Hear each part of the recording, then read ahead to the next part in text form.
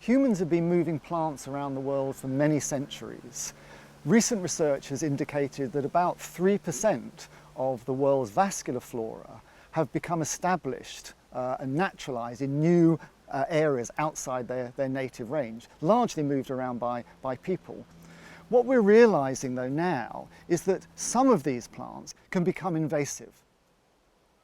This is a little Calyptranthes.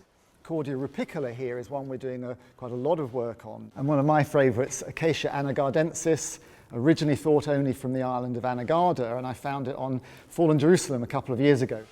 So Kew have been running a UK Overseas Territories programme for more than 15 years, providing botanical support for the territories, but particularly we have the collection from the British Virgin Islands under threat from invasive species. Being islands, there's a really interesting flora there, and islands typically have a wide range of plants unique to those islands, and so the British Virgin Islands is no different. Metastelma anagardense is known from only one island, the island of Anagarda, and it occupies an area probably less than 27 square kilometres, and that's its global population. And it's that community that's being invaded now by a range of non-native species. So when it comes to the invasive species, we wouldn't keep those in the living collections, but we've got them here as herbarium specimens. And there's very little difference between the invasives and the endemics. You wouldn't know from looking at the herbarium specimens that, hey, I'm an invasive plant. It's surprising how few people in many places are aware of the challenge and the threats posed by invasive species.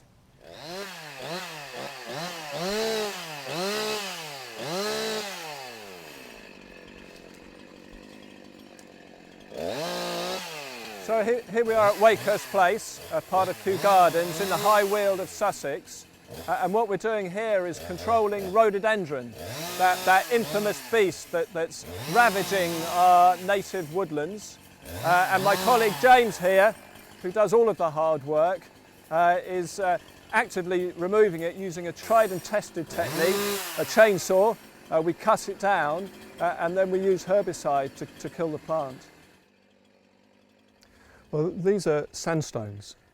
So at Wakehurst Place and in the High Weald we have this wonderful geology of sand rock. And this sand rock provides a wonderful habitat for mosses, for lichens, for liverworts and for ferns. There's some light getting through here so you can see some life, but as we move further into the rhododendron thicket, you'll see it becomes very, very dark. And these rocks are almost devoid of any lower plants growing on them whatsoever.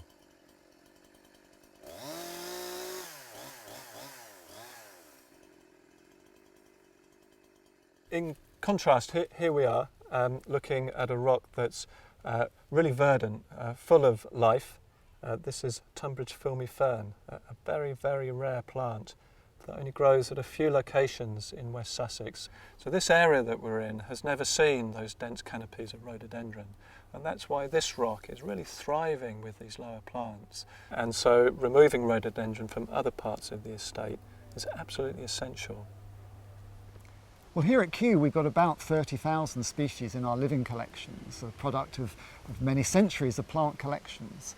And they're from all over the world, and some of them have naturalised on our site. But they're not a problem because they're not ones that are becoming invasive. And any that do, we now are aware of problems of potential invasion. So we do carry out a risk assessment on all new acquisitions, and anything that looks like it might be invasive will not display. So it's now really beginning to take the central stage in conservation biology that it really needs to before it's too late, and we hand on an invasive dominated planet quite different to the diverse native dominated one that we inherited from our forebears.